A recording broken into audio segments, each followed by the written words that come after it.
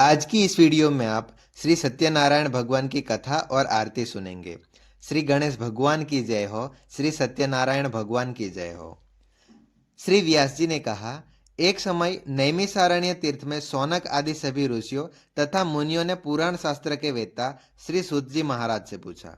ऋषियों ने कहा, महामुने, किस व्रत अथवा तपस्या से मनोवांछित फल प्राप्त होता है, उसे हम सब सुनना चाहते हैं, आप कहो।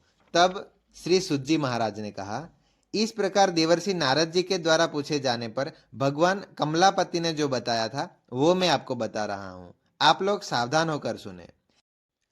एक समय योगी नारद जी लोगों के कल्याणकारी कामना से विविध लोकों में भ्रमण करते हुए मृत्यु लोक में आए और यहाँ पर उन्होंने अपने कर्म फल के अनुसार नाना योनियों में उत्पन्न सभी प्राणियों को अनेक प्रकार के क्लेश और दुख भोगते हुए देखा तथा किस उपाय से इनके दुखों का सुनिश्चित रूप से नाश हो सकता है, ऐसा मन में विचार करके वे विष्णु लोक गए। वहां चार भुजाओं वाले और शंख, चक्र, गदा, पद्म तथा वनमाला से विभूषित शुक्ल वर्ण भगवान नारायण का दर्शन कर उन देवाधिदेव की वे स्तुति करने लगे। नारद जी बोले, हे वाणी और मन से परे स्वरूप वाले, अनंत शक्ति संपन्न, आदि मध्य और अंत से रहित, निर्गुण और सकल कल्याणमय गुण गणों से संपन्न, स्थावर जंगमात्मक निखिल सृष्टि प्रपंच के कारणभूत तथा भक्तों की पीड़ा नष्ट करने वाले परमात्मन, आपको नमस्कार है। स्तुति सुनने के बाद भगवान श्री विष्णु ने नारद जी से कहा, महाभाग, आप किस प्रयोजन से यहाँ आए हो, आपके मन में क्या है, कहिए, वह सब कुछ मैं आपको बतलाऊंगा। तब नारद जी बोले, मृत्यु लोक में अपने पाप कर्मों के द्वारा विभिन्न योनियों में उत्पन्न सभी लोग बहुत प्रकार के क्लेशों से दुखी हो रहे हैं।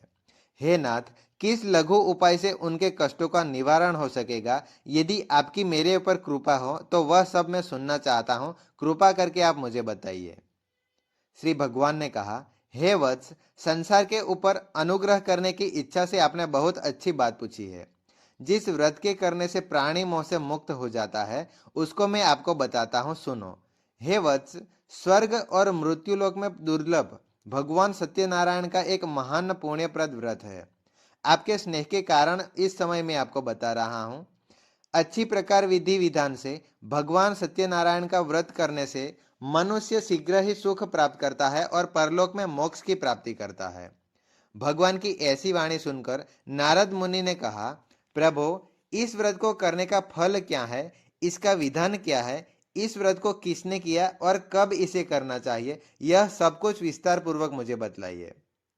तब श्री भगवान ने कहा, यह सत्यनारायण व्रत दुख शोक आदि का शमन करने वाला, धन धान्य की वृद्धि करने वाला, सौभाग्य और संतान को देने वाला तथा सर्वत्र विजय प्रदान करने वाला है। जिस किसी दिन भक्ति और श्रद्धा से समन्वित होकर मनुष्य ब्राह्मणों और बंधु बांधवों के साथ धर्म में तत्पर होकर सायंकाल भगवान सत्यनारायण की पूजा करे, नैवेद्य के रूप में उत्तम कोटि के भोजनीय पदार्थों सवाई मात्रा में भक्ति पूर्वक अर्पित करना चाहिए। केले का फल, घी, दूध, गेहूं का चूर्ण अथवा तो गेहूं के चूर्ण के अभाव में साठी चावल का चूर्ण, शक्कर या गुड़, यह सब भक्ष्य सामग्री सवाई मात्रा में एकत्र कर निवेदित करनी चाहिए। बंधु बांधवों के साथ श्री सत्यनारायण भगवान की कथा सुनकर ब्राह्मणों को दक्षिणा देनी चाहिए। तदंतर बंधु बांधवों के साथ ब्राह्मणों को भोजन कराना चाहिए। भक्ति पूर्वक प्रसाद ग्रहण करके नृत्य गीत आदि का आयोजन करना चाहिए। तदंतर भगवान सत्यनारायण का स्मरण करते हुए अपने घर जाना चाहिए। ऐसा करने से मनुष्यों की अभिलाषा अवश्य पूर्ण ही होती है। विशेष रूप से कलयुग में पृथ्वी लोक में यह सबसे छोटा सा उपाय है। यहाँ पर प्रथम अध्याय संपन्न होता है। श्री सूत जी बोले, हे द्विजो, अब मैं पुनः पूर्व काल में जिसने इस सत्यनारायण व्रत को किया था उसे भली भांति विस्तार पूर्वक कहूंगा। रमणीय काशी नामक नगर में कोई अत्यंत निर्धन ब्राह्मण रहता था। भूख और प्यास से व्याकुल होकर वह प्रतिदिन पृथ्वी पर भटकता रहता था। ब्राह्मण प्रिय भगवान ने उस दुखी ब्राह्मण को देखकर वृद्ध ब्राह्मण का स्वरूप धारण किया। द्विज से आकर पूछा, हे विप्र, प्रतिदिन अत्यंत दुखी होकर तुम किस लिए पृथ्वी पर भ्रमण करते रहते हो? हे द्विज श्रेष्ठ, यह सब बतलाओ, मैं सुनना चाहता हूं। ब्राह्मण बोला, प्रभु, मैं अत्यंत दरिद्र ब्राह्मण हूँ और भिक्षा के लिए ही पृथ्वी पर घुमा करता हूँ। यदि मेरी इस दरिद्रता को दूर करने का आपके पास कुछ उपाय है तो मुझे कृपा पूर्वक बताइए। वृद्ध ब्राह्मण ने कहा, हे ब्राह्मण देव, सत्यनारायण भगवान विष्णु अभिष्ट फलों को देने वाले हैं। हे विप्र, तुम उसका उत्तम व्रत एवं पूजन करो, जिसे करने से मनुष्य सभी दुखों से मुक्त हो जाता है। और व्रत के विधानों को भी ब्राह्मणों से यज्ञपूर्वक कहकर ब्राह्मण रूपी भगवान सत्यनारायण वहीं पर अंतर्ध्यान हो गए। वृद्ध ब्राह्मण ने जैसे कहा है, उस व्रत को अच्छी प्रकार से वैसे ही करूंगा, यह सोचते हुए उस ब्राह्मण को रात में नींद नहीं आई।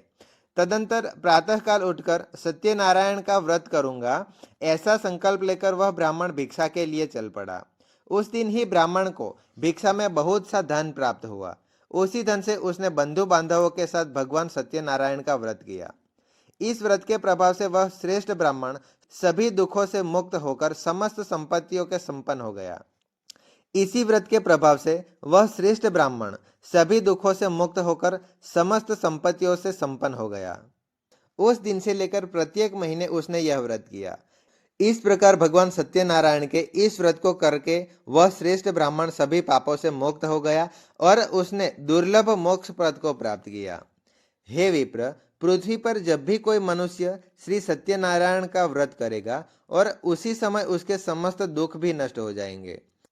हे ब्राह्मणों, इस प्रकार भगवान नारायण ने महात्मा नारद जी से जो कुछ कहा था, मैंने वह सब कुछ आप लोगों से कह दिया। आगे अब और क्या कहूं?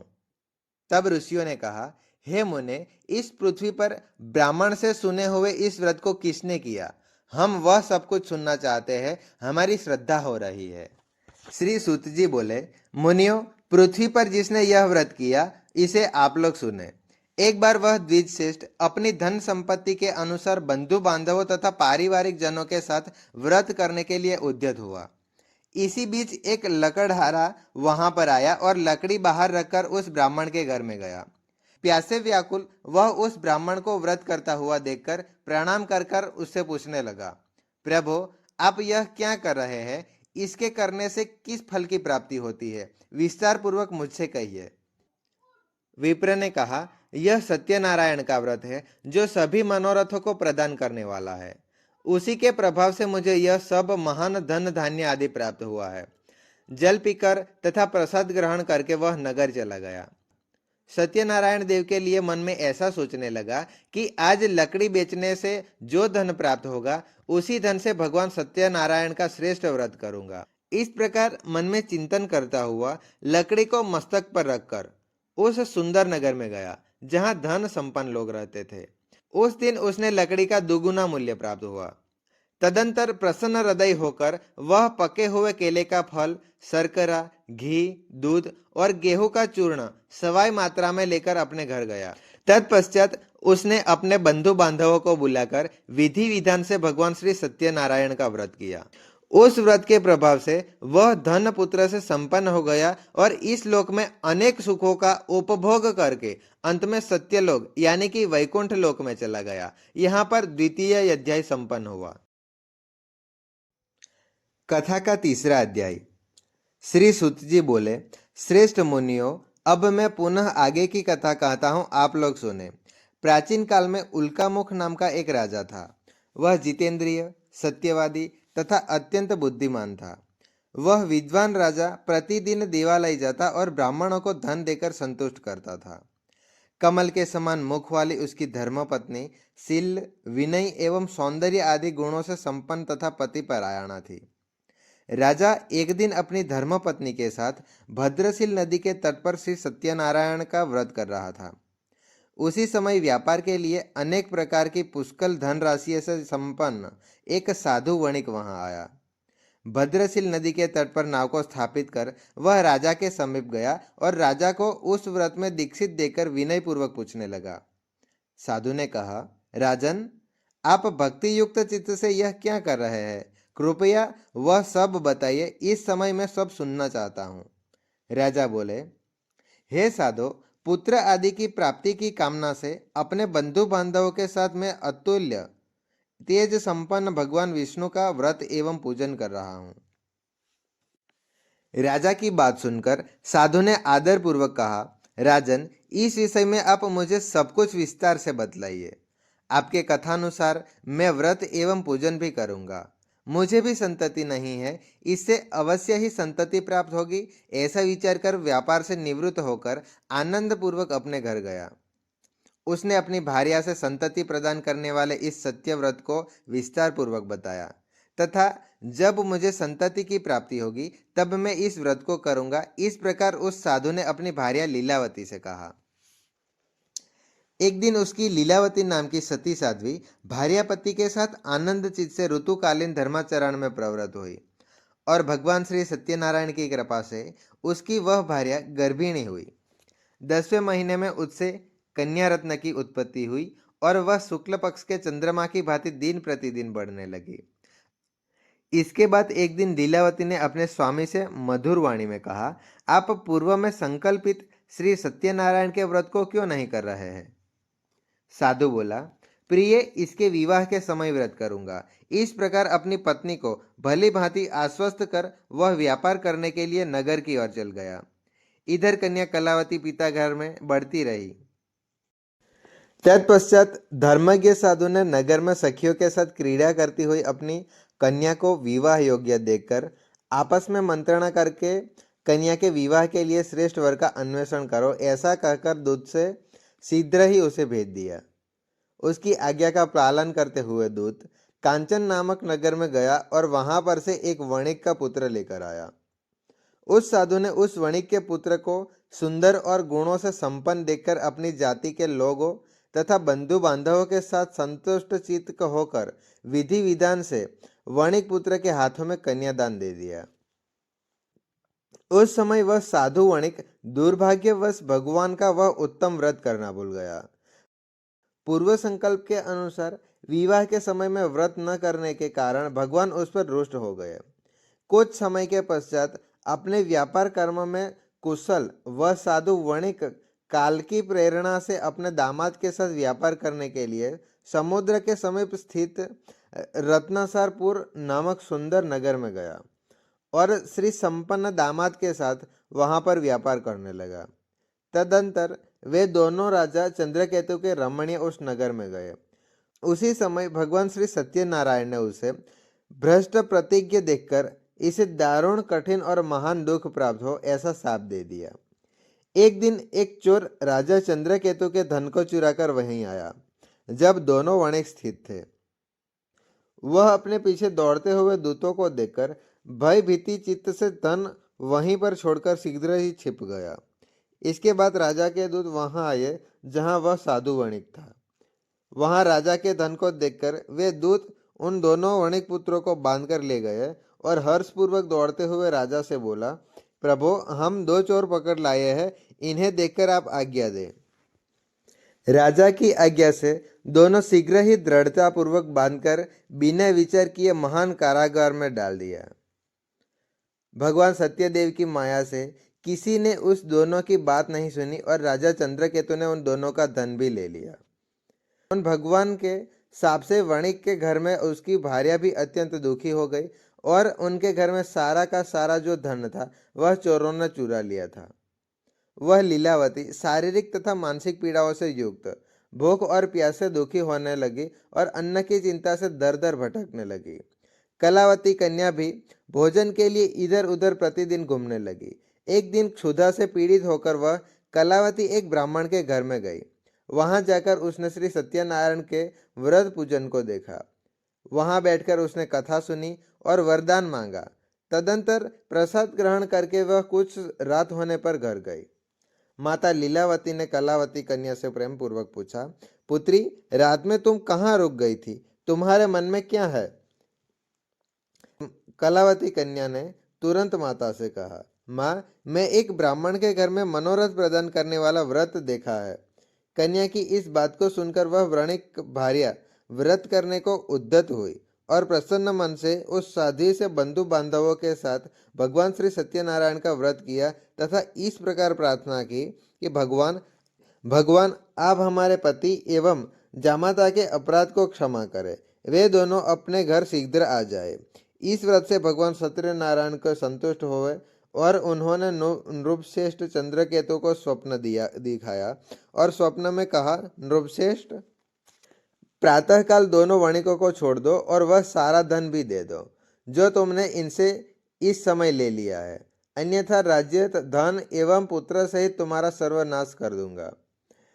राजा से स्वप्न में ऐसा कहकर भगवान सत्यनारायण अंतर्ध्यान हो गए। इसके अनंतर प्रातःकाल राजा ने अपने सभासदों के साथ सभा के मध्य बैठकर अपना स्वप्न लोगों को बताया और कहा, दोनों बंदी वणिक पुत्रों को शीघ्र ही मुक्त कर दो। राजा की ऐसी बात सुनकर वे राजपुरुष दोनों महाजनों को बंधन मुक्त करके राजा के सामने लाकर विनय पूर्वक बोले, महाराज, बेड़ी बंधन से मुक्त करके दोनों वणिक पुत्र लाए हैं। इसके बाद दोनों ने महाराज वणिक पुत्र नृपश्रेष्ठ चंद्रकेतु को प्रणाम करके अपने पूर्व वृत्तांत का स्मरण करते हुए भय विह्वल हो गए और कुछ बोल न सके। राजा ने वणिक पुत्रों को देखकर आदर पूर्वक कहा, आप लोगों को प्रारब्धवश यह महान दुख प्राप्त हुआ है, इस समय अब कोई भय नहीं है। ऐसा कहकर उनकी बेड़ी खुलवाकर क्षौर कर्म आदि करवाया। राजा ने वस्त्र अलंकार देकर उन दोनों वणिक पुत्रों को संतुष्ट किया तथा सामने बुलाकर वणिक द्वारा अत्यधिक आनंदित किया। पहले जो धन लिया था उसे 2 गुना करके दे दिया। तदंतर राजा ने पुनः उनसे कहा, साधो, अब आप अपने घर को जाओ। राजा को प्रणाम करके, आपकी कृपा से हम जा रहे हैं, ऐसा कहकर उन दोनों महावैश्यों ने अपनी घर की ओर प्रस्थान किया। यहाँ पर तीसरा अध्याय संपन्न होता है। सुनिए अब चौथा अध्याय। श्री सुत जी बोले, साधु वणिक मंगलाचरण कर और ब्राह्मणों को धन देकर अपने नगर के लिए चल पड़ा। तो साधु के कुछ दूर जाने पर भगवान सत्यनारायण की जिज्ञासा हुई, साधो, तुम्हारी नाव में क्या भरा है? जब धन के मध्य में चूर दोनों महाजनों ने अवलेहना पूर्वक हंसते हुए कहा, दंडी, क्यों पूछ रहे हो? क्या कुछ द्रव्य लेने की इच्छा है? हमारी नाव में तो लता और पत्ते आदि भरे हैं। ऐसी निष्ठुर वाणी सुनकर तुम्हारी बात सच हो जाए, ऐसा कहकर दंडी सन्यासी का रूप धारण किए हुए भगवान कुछ दूर जाकर समुद्र के समीप बैठ गए। दंडी के चले जाने पर नित्य क्रिया करने के पश्चात उतराई हुई नौका को देखकर साधु अत्यंत आश्चर्य में पड़ गया और नाव में लता और पत्ते आदि को देखकर मूर्छित हो गया और पृथ्वी पर गिर पड़ा। सचेत होने पर वणिक पुत्र चिंतित हो गया। तब उसके दामाद ने इस प्रकार कहा, आप शौक क्यों करते हो? दंडी ने साप दे दिया है, इस स्थिति में वे ही सब कुछ कर सकता है, इसमें संशय नहीं। अतः उन्हीं की ही शरण में हम चले, वही मन की इच्छा पूर्ण होगी।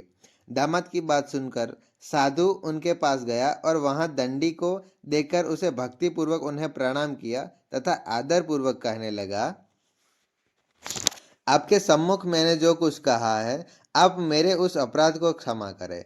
ऐसा कहकर बारंबार प्रणाम करके वह महान शोक से आकुल हो गया। दंडी ने उसे रोता हुआ देखकर, हे मूर्ख, रोवो मत, मेरी बात सुनो।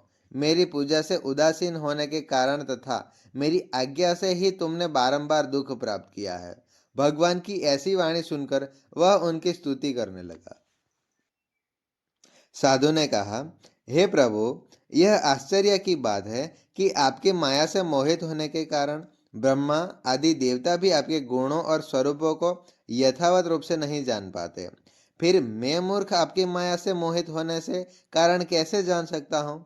आप प्रसन्न हो, मैं अपनी धन संपत्ति के अनुसार आपकी पूजा करूंगा। मैं आपकी शरण में आया हूँ। मेरा जो पुराना धन था उसी की तथा मेरी रक्षा करो। उस वाणी की भक्ति युक्त वाणी सुनकर भगवान जनार्दन संतुष्ट हो गए। भगवान हरि उसे अभिष्ट वर प्रदान करके वहीं अंतर ध्यान हो गए। इसके बाद वह साधु अपनी नौका में चढ़ा और उसे धन धान्य से परिपूर्ण देख, भगवान सदैव की कृपा हमारा मनोरथ सफल हो, ऐसा कहकर स्वजनों के साथ उनसे भगवान की विधिवत पूजा की। तब श्री सत्यनारायण की कृपा से वह आनंद से परिपूर्ण हो गया और नौका को प्रयत्न पूर्वक संभाल कर उसने अपने देश के लिए प्रस्थान किया। साधु वणिक ने अपने दामाद से कहा, वह देखो, मेरी रत्नपुर नगरी दिखाई दे रही है। इसके बाद उसने अपने धन के रक्षक दूत को अपने आगमन का समाचार देने के लिए अपनी नगरी में भेजा। तत्पश्चात उस दूत ने नगर में जाकर साधु की भार्या को देख हाथ जोड़कर प्रणाम किया तथा उसके लिए अभीष्ट बात कही। सेठ जी अपने दामाद तथा बंधु वर्गों के साथ बहुत सारे धन धान्य से संपन्न होकर नगर के निकट पधार गए हैं।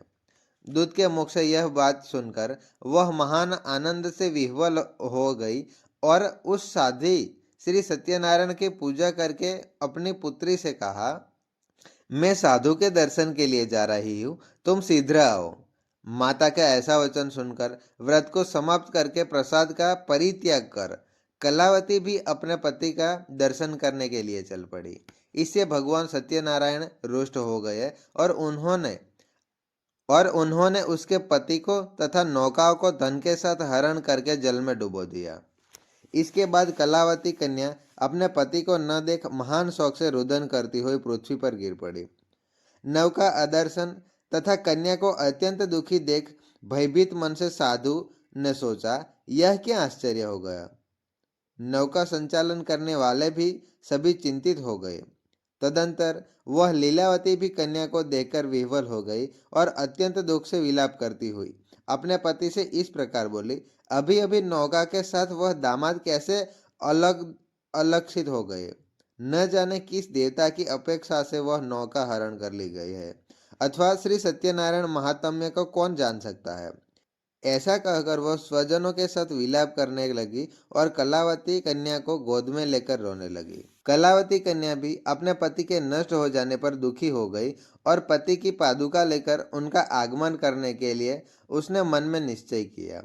कन्या के इस प्रकार के आचरण को देखकर भार्या सहित वह धर्मज्ञ साधु वणिक अत्यंत शोक संतप्त हो गया और सोचने लगा, यह तो भगवान सत्यनारायण ने यह अपहरण किया है, अतः हम सभी भगवान सत्यदेव की माया से मोहित हो गए हैं।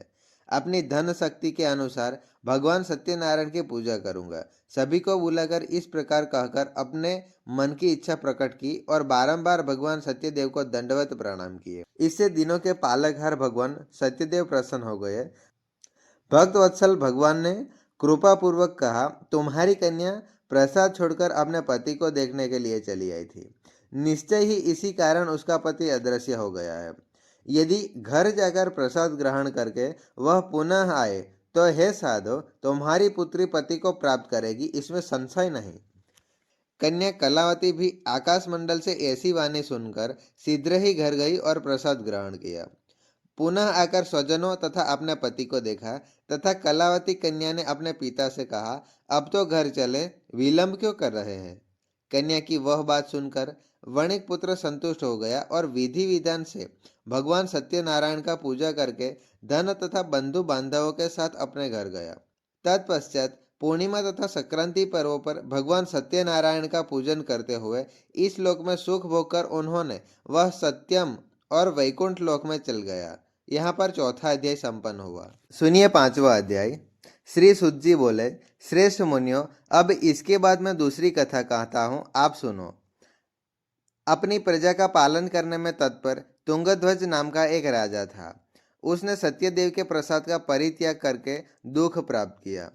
एक बार वह वन में जाकर और वहां बहुत से पशुओं को मारकर वृक्ष से नीचे आया। वहां उसने देखा कि गोपगण बंधु बांधवों के साथ संतुष्ट होकर भक्ति पूर्वक भगवान सत्यदेव की पूजा कर रहे हैं। राजा यह देखकर अहंकारवश न तो वहां गया और न ही उसने भगवान सत्यनारायण को प्रणाम किया। इसके बाद सभी गोपगण भगवान का प्रसाद राजा के समीप रखकर वहां से लौट और इच्छा अनुसार उन्होंने सभी भगवान का प्रसाद ग्रहण किया। इधर राजा को प्रसाद का परित्याग करने से बहुत दुख हुआ। उसका संपूर्ण धन धान्य एवं सभी 100 पुत्र नष्ट हो गए। राजा ने मन में यह निश्चय किया कि यह अवश्य ही भगवान सत्यनारायण को हमारा नाश कर दिया है, इसीलिए मुझे वहीं जाना चाहिए जहां पर श्री सत्यनारायण का पूजन हो रहा था।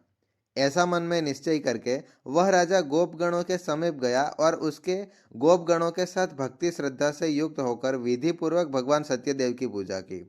भगवान सत्यदेव की कृपा से वह पुनः धन और पुत्रों से संपन्न हो गया था। इस लोक में सभी सुखों का उपभोग करके अंत में सत्यपुर यानी कि वैकुंठ लोक को प्राप्त हुआ। श्री सुत जी कहते हैं, जो व्यक्ति इस परम दुर्लभ श्री सत्यनारायण के व्रत को करता है और पुण्यमयी तथा फल प्रदायिनी भगवान की कथाओं को भक्ति युक्त होकर सुनता है, उसे भगवान सत्यनारायण की कृपा से धन धान्य आदि की प्राप्ति होती है।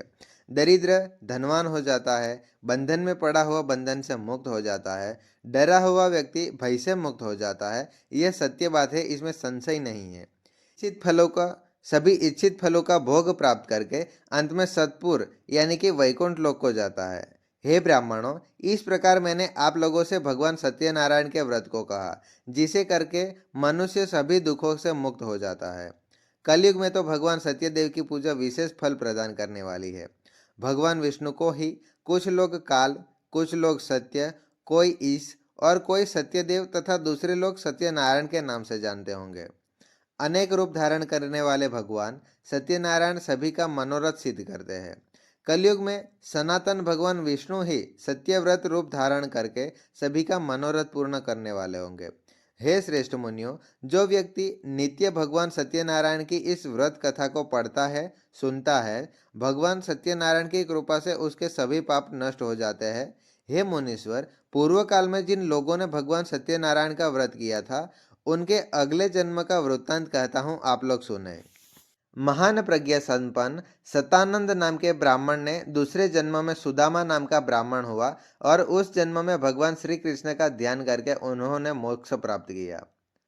लकड़हारा भील गुहों का राजा हुआ और अगले जन्म में उसे भगवान श्री राम की सेवा करके मोक्ष प्राप्त किया।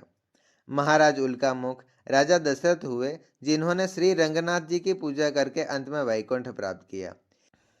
इसी प्रकार धार्मिक और सत्यवादी साधु मोरध्वज नाम का राजा हुआ। उसने आरे से चीरकर अपने पुत्र की आधी देह भगवान को विष्णु को अर्पित कर मोक्ष प्राप्त किया। महाराज तुंगध्वज जन्मांतर में स्वयंभुव मनु हुए और भगवत संबंधी संपूर्ण कार्यों का अनुष्ठान करके वैकुंठ लोक को प्राप्त हुए। जो गोपगण थे, वे सब जन्मांतर में व्रज मंडल में निवास करने वाले गोप हुए और सभी राक्षसों का संहार करके उन्होंने भी भगवान का शाश्वत धाम गोलोक प्राप्त किया। यहाँ पर 5वां अध्याय पूर्ण होता है। श्री सत्यनारायण भगवान की जय।